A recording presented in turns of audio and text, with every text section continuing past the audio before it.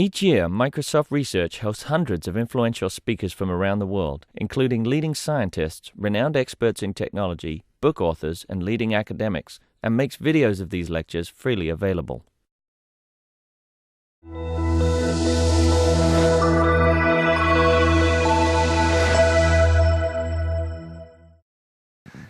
The last time I gave a talk at Microsoft Research was in Seattle. It was during the final stages of my PhD.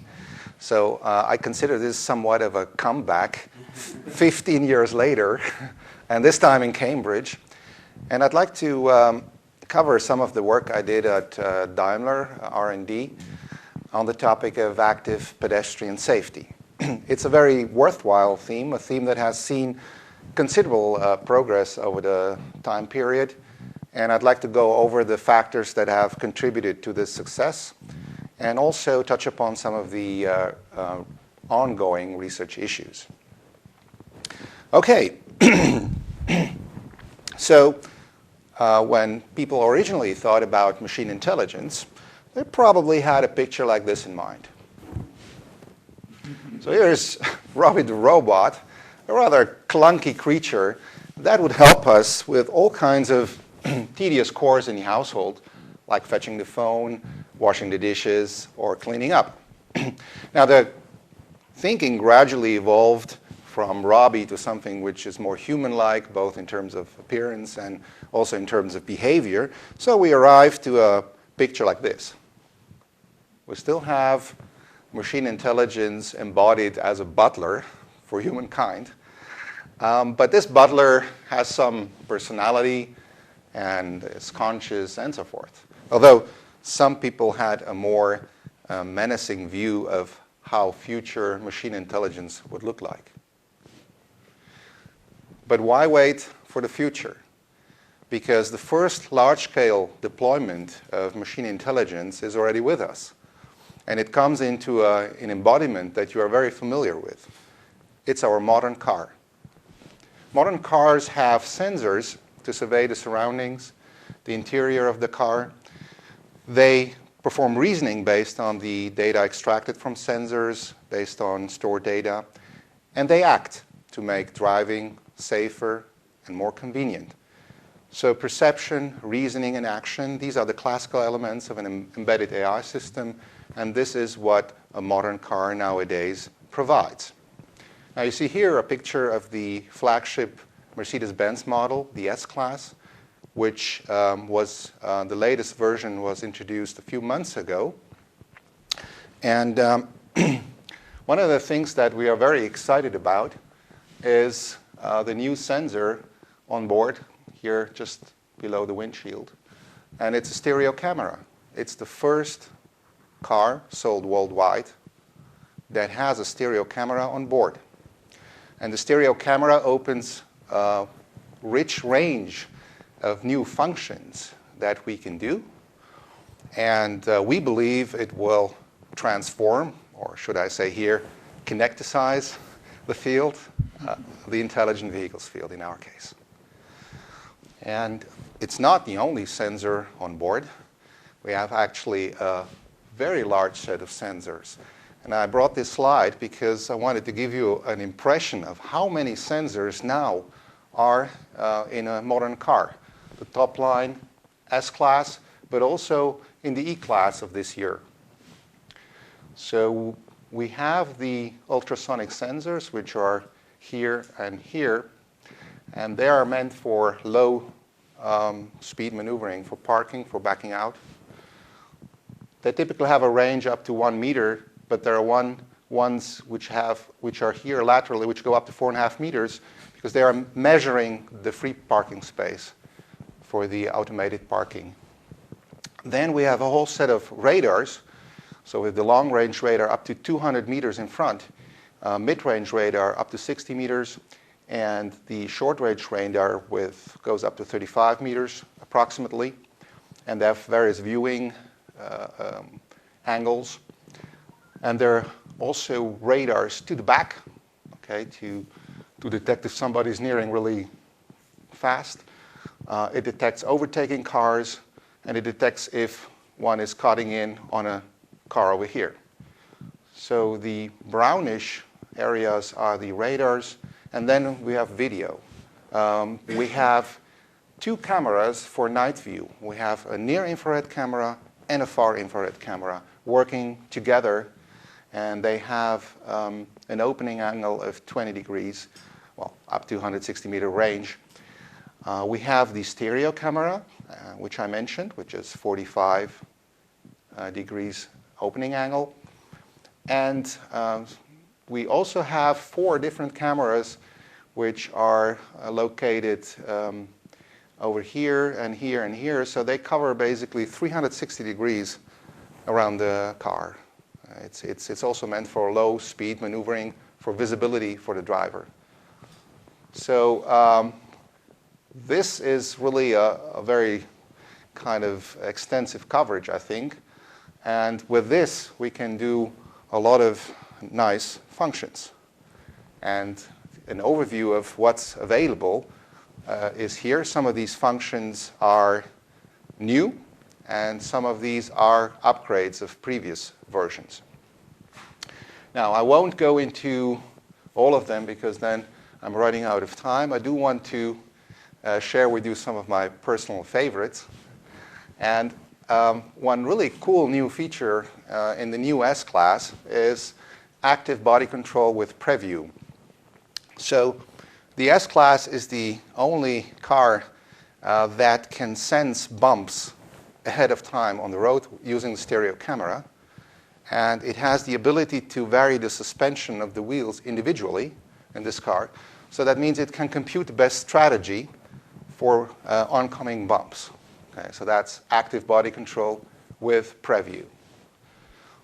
Then adaptive cruise control with steering assist. Well, adaptive cruise control is an old hat. It is based on radar, and it allows you to set a desired speed.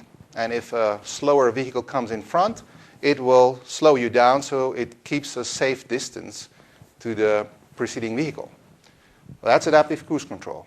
But now, with the stereo camera, we're able to quite precisely detect all the vehicles in front, and we're also detecting the lanes. That means that this function will also do the steering for you automatically, right? And it's really autonomous driving on the highways, what it does. But due to legal requirements, autonomous driving is not yet legally established. This system checks every 10 seconds if your hand is on the wheel, right? But other than that, it really drives by itself. It's a really cool feature. It's not research. It's not science fiction. It's not Arnold. It's right here. You can just buy it, okay? It's really cool. And, well, then there are a couple of assistance functions for safety, which are important for pre-crash braking. The thing is that typical drivers do not brake strongly enough in emergency situations because they are not familiar with the situation. So the system, if it senses an impending collision and it senses that the driver is tipping the pedals, it will boost the brake pressure to full emergency braking right away. That's what the pre-crash braking is. And we used to have that for longitudinal traffic, and now in the new E&S class, we have it for lateral traffic.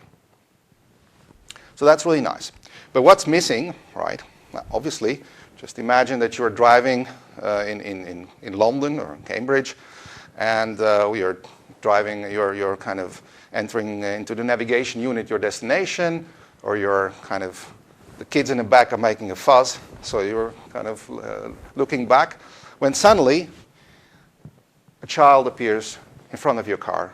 Okay, and this is a very critical situation when drivers are not paying attention, or maybe when visibility conditions are poor. And so the plight of the vulnerable road users, that's the official term, meaning bicyclists and pedestrians, is very clear if you look at such emotional picture like this. But it's not just emotions, it's also the hard facts. If you take a look at the accident statistics, you can see that For example, in Europe, a quarter of all traffic fatalities involve pedestrians and bicyclists. So dark blue are killed pedestrians and medium blue killed bicyclists. And you can see here a quarter of them involve pedestrians and bicyclists. In some other regions, like the US, okay, it's a much smaller portion. I take it that nobody is walking in the US. I mean, most people take the car. So I think that's the reason why this proportion is less. But taking a look at some Asian countries, you can see here that this proportion is in fact in excess of 40%. So it's quite significant. And if you want to know where the big numbers are coming from, of course, you have to look at countries like China and India. And so that's where the numbers are coming from, the big numbers. So the numbers of traffic fatalities, of course, have propelled a lot of initiatives also from the legislation point of view, and the EU has been very active in this domain. And apart from the legislation efforts, consumer rating agencies wield quite some influence because they can award or withhold a car's maximum rating, like the number of stars, based on whether they pass certain tests, like pedestrian safety tests. And up to now, the tests only involved passive safety, meaning what happens during the collision and after. What's the maximum impact of the head, of the leg on the motor hood.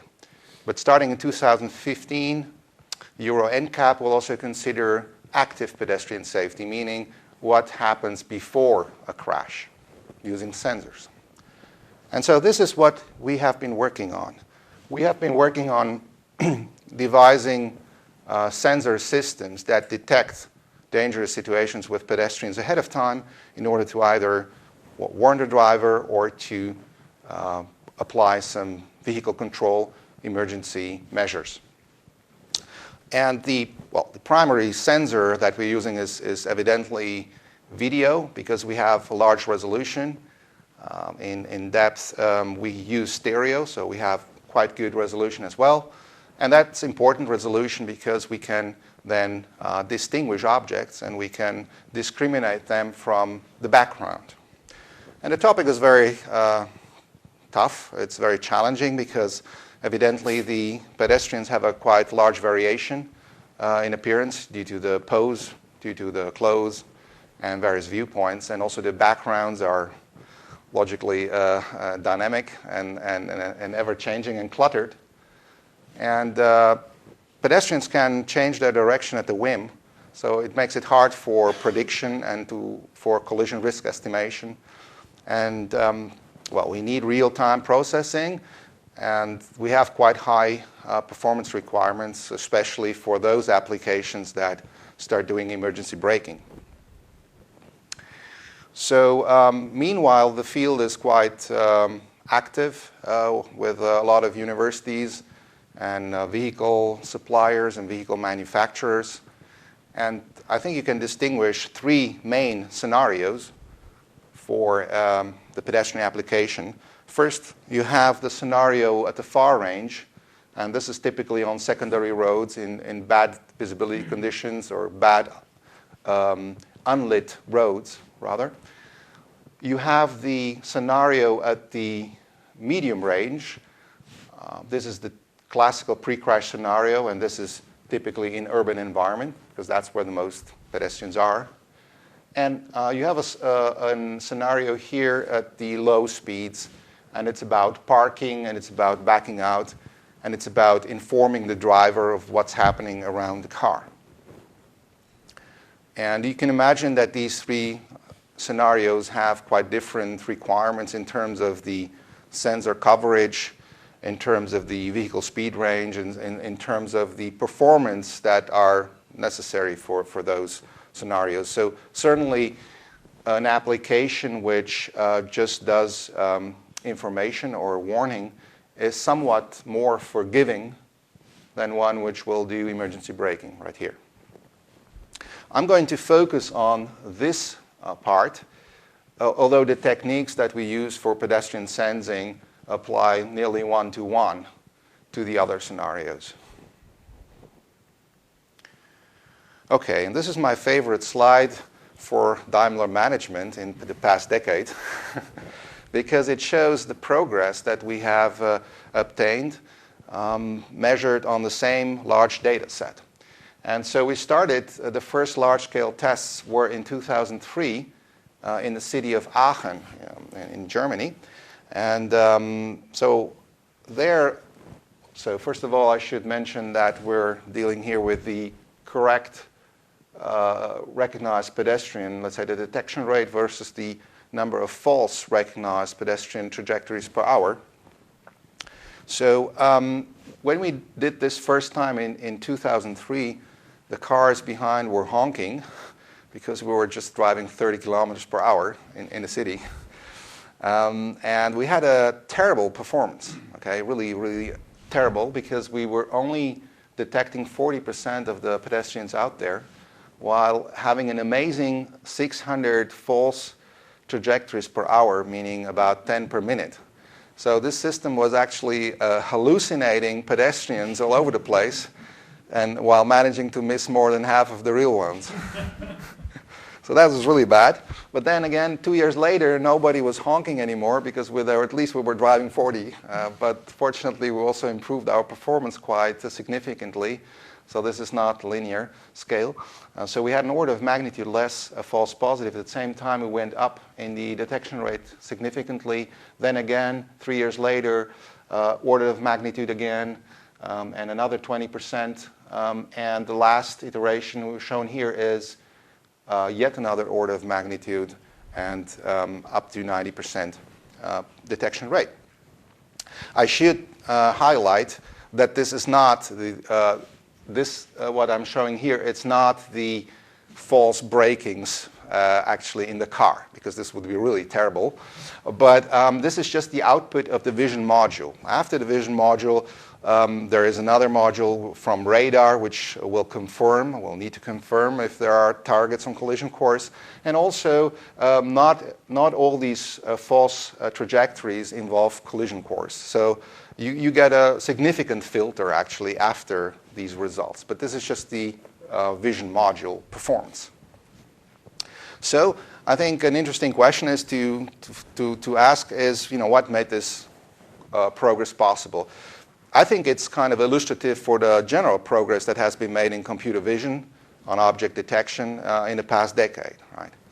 So to our credit, being the vision community came up with better algorithms. And looking at the system architecture, what we have is a modular setup where we start out with a module which does region of interest generation. And, this could be based on, if you're using monocular vision, this could be based on motion. It could be based on scene geometry. We're using stereo, meaning that we're detecting obstacles. And then we move to the next module, which does the classification for pedestrian yes or no. We integrate the detections over time to obtain tracks to figure out whether they are on collision course, yes or no. At this point, we could also integrate information coming from the other sensors.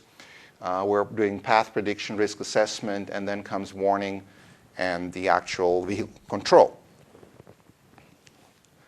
Now, in terms of the algorithms for the classification module, I believe that the first milestone was around 2005 when papers like Viola and Jones appeared at a boost with Haar wavelets. That really brought us forward, and also, of course, Dalal and Triggs, Hogg, linear support vector machines.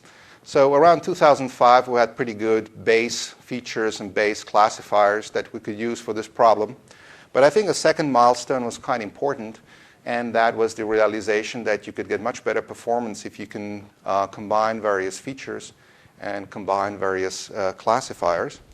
And so you see here some of the work that we did 2 years ago. And here we're combining gradient features like Hogg with texture features like local binary patterns. And we're not just using intensity images, but also dense stereo images and dense optical flow images for classification. We're doing that for various poses of the pedestrians. And we're doing an approach where we have for each combination of these items expert classifiers. So the overall classification result is going to be a weighted sum of what these experts are saying, and the technical term is, of course, mixture of experts. And it's quite amazing, it was for me at least, to see that if we're taking, again, detection rate versus false positive rate, we want to be here. If you take the baseline to be the hog linear support vector machine here in red, that you can reduce the false positive rate by a factor of 42 against this one. And it's not a straw man comparison because the hog and the linear support vector machine has been quite a good contender in many of the benchmarks so far. So factor 42, we'll take it, thank you. Right. Now, another thing I want to argue for and to motivate is the use of dense stereo, and the benefits that we have from using dense stereo for this application. Of course, dense stereo is also used for many other driver assistance functions, but it helps a lot for the pedestrian application.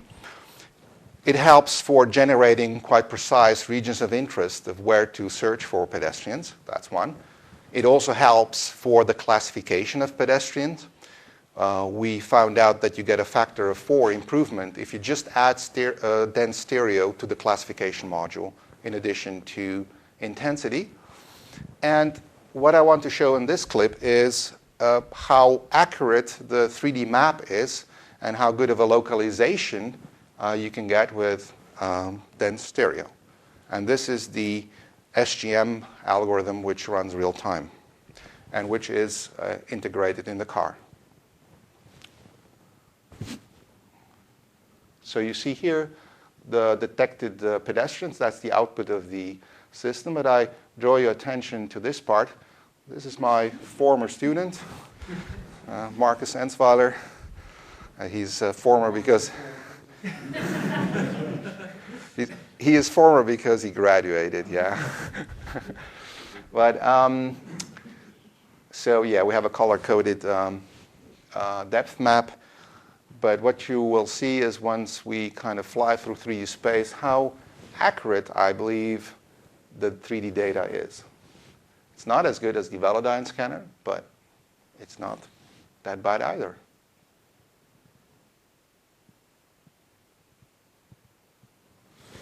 Okay. Another aspect that brought us forward was better hardware. Well, that's not really to our credit, but we'll take it anyway. So we are profiting of the big gains in processing speed as formalized or as typified by the Moore's law. And a very important issue for the automotive application is low power consumption. So we are very much interested in embedded hardware like FPGAs and DSPs, which have a much lower power consumption than generic processors. You can see here an FPGA for Xilinx, which has an order of magnitude less power consumption.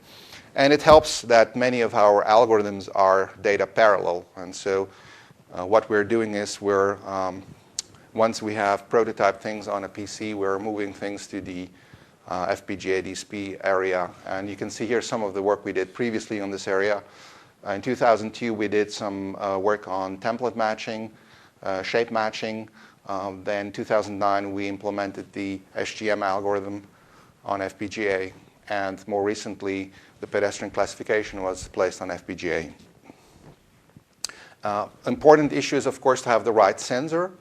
And our suppliers developed the stereo camera and the right packaging. It has to be automotive grade. It means it has to withstand high temperatures because it's in the windshield. So if the sun is shining, it can get really hot. And also the nice thing is that the FPGA board is actually placed right there. So the whole unit, the sensor and the processing unit is together. You don't have any cables and so forth. Okay, we cannot underestimate the beneficial effect of having more data. And that's kind of obvious, I think, at this audience. Early on, we did some experiments with a number of pedestrians in a data set. And so we were just doubling the number of positive samples in a data set, going from 1,600 to 12,000. That's very low data, but just kind of to give you the idea. And each time that we're doubling the training set, we got better performance. In this case, it was even linear. So every time we were doubling, the false positive rate went down. And well, now we have much larger data sets, so this kind of linearity does not hold anymore. But of course, we're spending a lot of time to devise some tools and to deal with large data and to be able to enrich this data semi-automatically. And meanwhile, we have arrived to... yeah, it doesn't matter. I think it was just this was just a data set, basically. It was not per time unit. This was just a classification data set. But I just wanted to illustrate the linearity at the beginning. Of course, this doesn't hold. We're closer to saturation, but we're not there yet. Meanwhile, well, we have a pretty good coverage of Ulm. That's where we were based. So I guess that a big portion of the population is in the training set of Daimler. Then, well, we expanded geographically to Stuttgart, Aachen, and so forth. And it's, of course, important not just to have a representative data set. So we don't want to have something which maybe reflects European fashion or something like that. So that's why you also, if you're serious about it, you also go to many other cities outside Europe and so forth. And as a result, we have about in the order of 10 to the 7th images and in the order of 10 to the 6th pedestrian labels. Right. And we were thinking, wouldn't it be nice somehow to be able to generate new pedestrians without doing all the work and labeling them. This was especially a request from our students. And let's see. Yep. And so we did some work on generating, to devise a generative model for pedestrian appearance. And this model contains the 3 components: shape of the pedestrian, the foreground texture, and the texture in the immediate neighborhood. And so we have the image representation. We're going to a low-dimensional latent representation. Well, in this case, it was just PCA. We fit a probabilistic model, a mixture of Gaussians, Parson windows, which we then sample, and then we put these components back together, and we have our virtual pedestrian. And yeah, this is a visualization of varying the components, the eigenvectors individually. So this guy is getting fatter or is getting slimmer within a second. And so that's the major modes of variation. You can also take account of the gait. Here we're just keeping we're fixing everything else and varying the texture, so you can get the main modes is just overall brightness of the coat of the pedestrian. One of my favorites is this one over here. We have separate generative models for various viewpoints. And in the frontal viewpoint, you can see specific patterns like the coat shirt pattern appear. So the thing is, now we can take these virtual samples and add them to the training set of our favorite discriminative classifier. And we use some notion of active learning. We're only adding those examples for which the discriminative classifier has problems with, which are close to the decision border.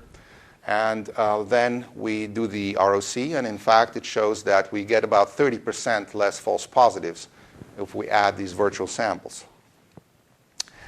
Okay, and the last point I wanted to highlight was the evaluation aspect of pedestrian detection.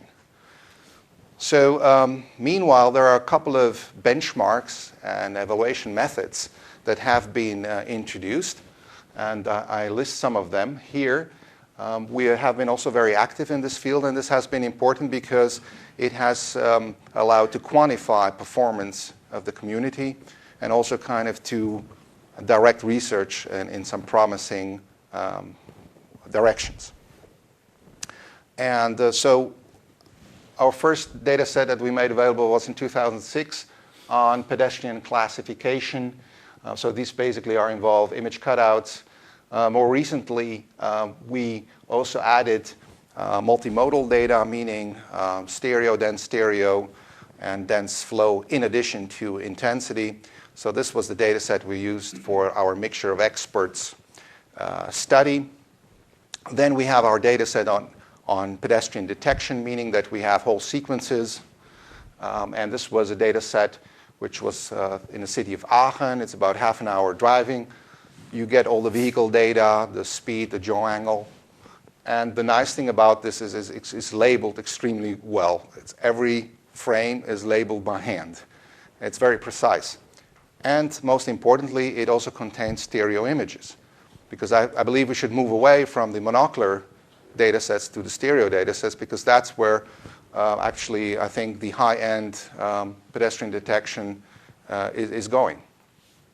And well, you can find these data sets. They are publicly available, and you can find them by searching on the web.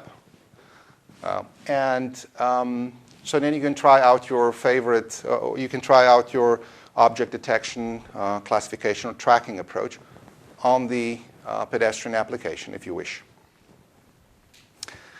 Now, this was the part where we're driving through the city. Now, we would like to have also some data which is a bit more interesting in terms of the pre-crash range, right? So the question is how to perform then this realistic pre-crash tests. Now, of course, we can use a dummy. We do that. But the problem with the dummy is that it doesn't have the right signature, the sensor signature, right? I mean, it could look like a human, but maybe it doesn't have the right temperature. So we would have to heat them up if we want to use far infrared sensors.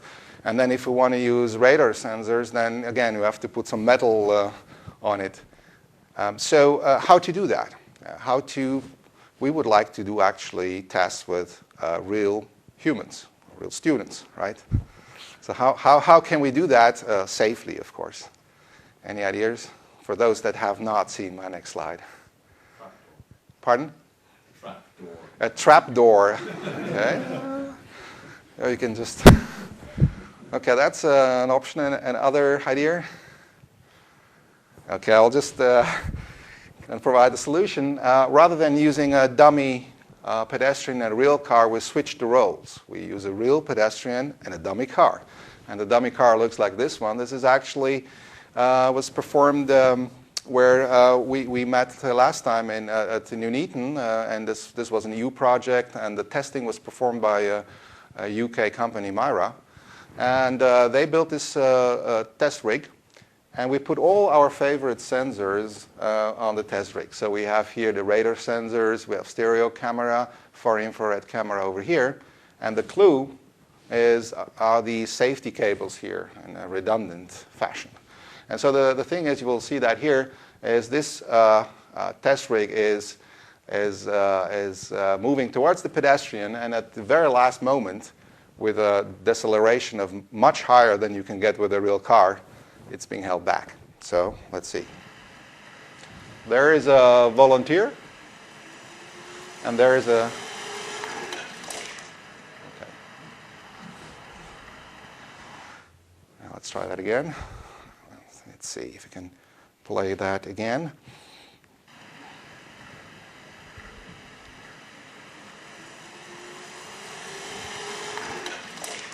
So how does it look like from the sensor point of view? Well, it looks quite intense. This is, by the way, the crane that was used for the overhead camera to film and to get ground truth. So here we go. And this guy here appears to be praying.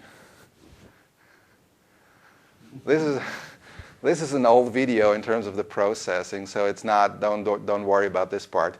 What we did is several scenarios, easy ones where there's no occlusion, but also a bit more involved setups where there are parked cars and occlusions. But you can imagine that you get some really specific data which you cannot really get normally, like with a car, or you shouldn't do this. Okay.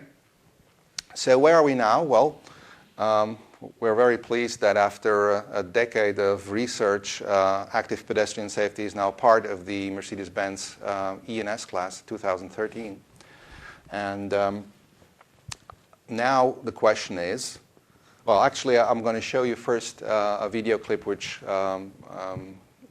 illustrates the function. Pre-safe is the comprehensive protection system from Mercedes-Benz. The supplemental Brake Assist Plus and the Pre-safe brake help to prevent or reduce the severity of accidents, thereby protecting other road users. With pedestrian recognition, the Pre-safe brake now takes on a new dimension. A stereo camera and a system of long, medium, and short-range radar monitor the area in front of the vehicle. The information is combined and processed in a control unit to provide early recognition of road users in the lane analyzed. At the same time, these data are used to calculate whether there is a risk of collision. If such a risk is identified, the system can provide visual and audible warnings at first. If the driver brakes, Brake Assist Plus ensures that the optimal brake pressure is applied, even if the pedal has been pressed too lightly. In critical situations, if the driver does not take action, autonomous braking may take place as necessary. The Pre-safe brake with pedestrian recognition can prevent collisions with people at speeds of over 50 kilometers per hour. Moreover, the severity of an accident can be reduced significantly at up to 72 kilometers per hour. Okay, so the question is, what's next? And you can answer that question you can ask that question rather literally. And this is some of the work we're doing more recently. We're trying to find out what's the pedestrian going to do in the next second or so. So we're looking at the scenes like this, where a pedestrian is moving towards the curbside, and I'd like to ask you who thinks that pedestrian is going to cross. Okay, and who thinks that pedestrian is going to stop? Okay, this is a minority, and who doesn't care? Actually, this is just 230 milliseconds before the actual event. It's very late, and I see there was still some confusion going on. Let's see what the system is saying. In fact, I will direct your attention to this part of the image where an icon will appear, which tells you what the system thinks. Yes, the system thinks it's going to continue, and that's correct. And so, let's see now. Okay. I'm just going to stop it here. So I don't have too much time to go into the details, but basically this is an approach where we have learned a lot of trajectories of stopping and walking, and we're matching a test trajectory to this data set. For the similarity, we're not just using the positions of the pedestrians, which would be obvious, but also taking into account the dense optical field, meaning because we want to get some more precise, some early indicators of subtle movement. So it's not just the position, but additional motion features. Okay, and so, right, just want to run it maybe after all here. And so you're seeing some of the particles for walking and for stopping. You're seeing the ground truth location in the future. Of course, we also do this for moving vehicles because that's what we're really interested in. It's not that easy, actually, and we wanted to know how well does the system do. Are we better than the humans with the system or not? Well, unfortunately, the humans are still better. So the humans are paying attention, they're watching videos, and they're being asked the same question that I asked you. And so if you take a look at the performance, and this is the classification accuracy of choosing the right class versus time, and t0 meaning at this point there's the actual event. So either he's stopped or he's crossing the street. And you notice that the cyan line of the humans reaches 80% accuracy about 570 milliseconds before the event, whereas our best systems that we proposed does so only 230 milliseconds before the event. And the baseline, which is a fancy common filter with multiple motion models, does so only 90 milliseconds before. So you might think, okay, what's the big deal about 200 milliseconds? Well, you can show that it can really reduce your chances for a hospital stay by 15% under some reasonable assumptions. An important issue is perhaps to also include some features regarding pose in this path prediction aspect, and that's why we did some work at this year's BMVC on pedestrian segmentation, where we're combining data-driven segmentation methods based on CRFs with model knowledge, with global shape models, the statistical shape model inspired by Coutts. And so we're iterating, and you can see here when you start out with an initial shape, then you can get much more precise by combining these top-down and bottom-up cues. Okay. So I also want to show you some work that we're doing, my colleagues are doing at the actuators. Maybe I'll answer the questions at the end. I want to show you some work that the colleagues are doing on the actuator level. So you see here some video on the test track in Sindelfingen in Stuttgart. Here are the light barriers, and here comes Hans. And Hans is fearless, always in front of the car. So this is the video on automatic braking. Well, that's nothing new anymore, right? This is part of the 2013 ENS class. It's not trivial because you have to brake not too early and especially not too late. So that's kind of tricky to time it precise. But in this work, we also looked at other maneuvers like automatic evasion. And so this maneuver is executed completely automatically.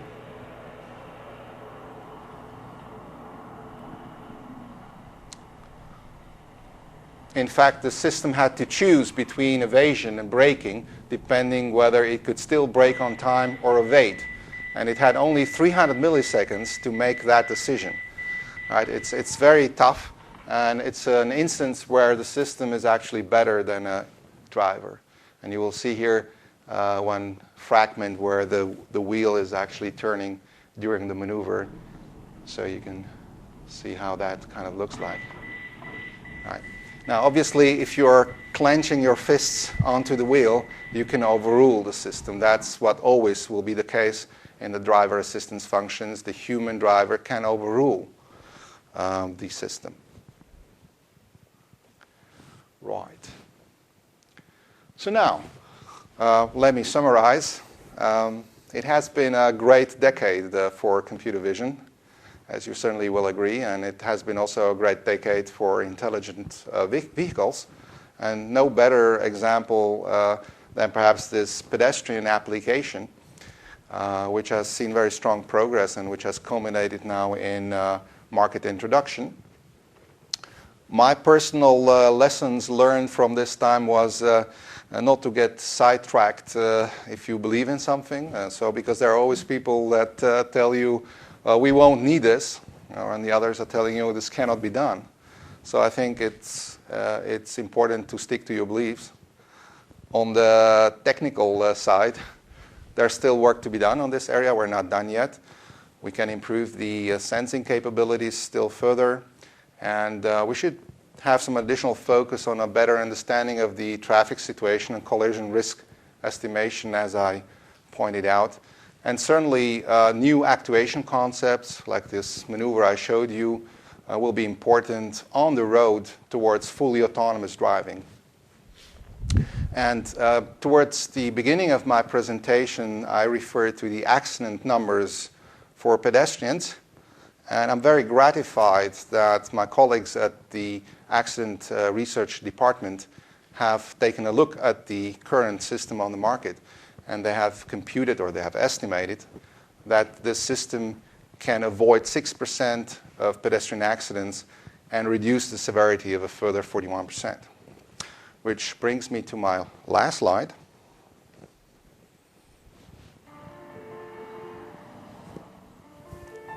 A car that can actually see like a human, using stereoscopic cameras, and even stop itself if it has to.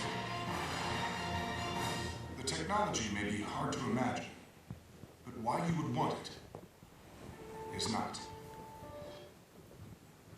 So this leads me to my final and only formula here. Better algorithms, market-ready hardware, more data, and extensive testing means more lives saved. Thank you very much. And I also would like to credit the people who contributed, in particular some of my former and current PhD students. Thank you. We have a little time for questions. I see one right at the back there. Yes. Very impressive. A very specific question, though. The pedestrian braking and avoidance, does that take account of vehicles immediately behind the vehicle itself? To some degree. It will not make a decision to brake or not based on the vehicle in the back, but it does have the radar to the back, and it will flash the brake lights strongly, denoting the emergency braking procedure. Rain. Rain. Yeah. It's not that bad. Even road surface, stereo camera facing ahead. Yes. So rain at night is challenging. If there are some it will challenge the stereo algorithm.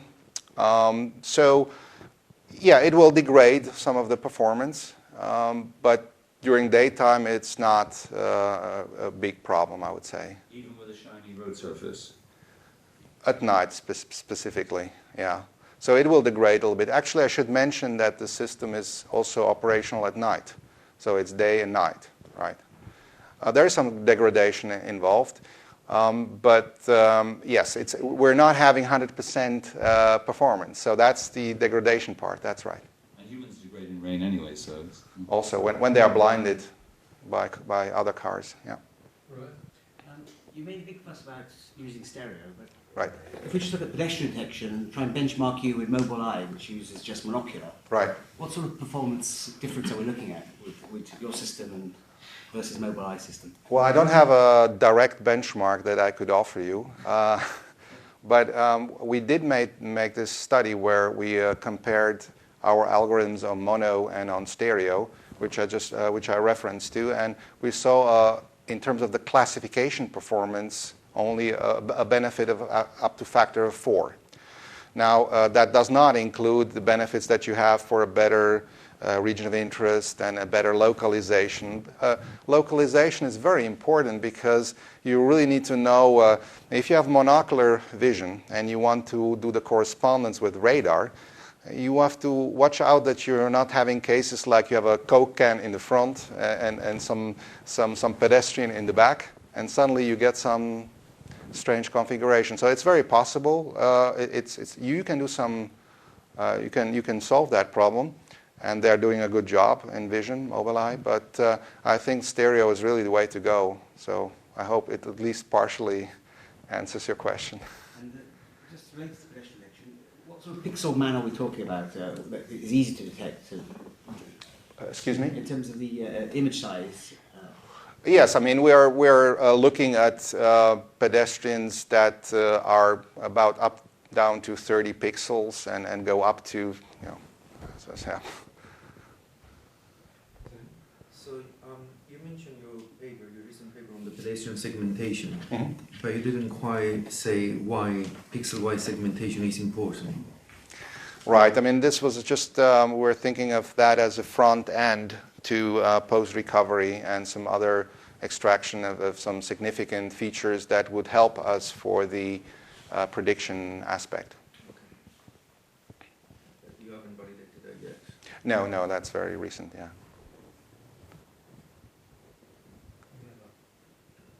Questions out there in the In the I'm still a little curious what you did with the false alarms, down to 1 per hour is a huge improvement, like you say, 3 orders of magnitude over 8 years, but it's still far too many false alarms for operational purposes, and so then I guess you're taking the radar and the other signals.